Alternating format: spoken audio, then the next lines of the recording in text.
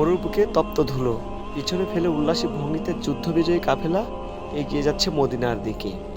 অশ্ব, উট, যুদ্ধবন্দী গনিমতের বিপুল সম্ভার আর সাথে বিজয়ী সেনাদল। সঙ্গে আছেন প্রাণের স্পন্দন আল্লাহ রসুল সাল্লাল্লাহু আলাইহি ওয়াসাল্লাম।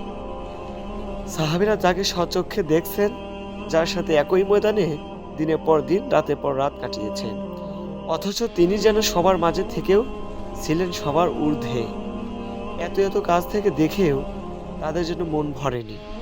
ফেরার পথেও বুভুচক্ষু চাতকের ন্যায় তারা তাকিয়েছিলেন, ভাবছিলেন সে সঙ্গে তুলনা দিবেন প্রেমাস্পদকে, মধু। কিন্তু মধু তো একসময় বিষাদ হয়ে যায়। তবে তবে কি তিনি ফুল? উহু, ফুলও যে একসময় শুকিয়ে ঝরে যায়। তবে তবে কি তিনি সূর্য?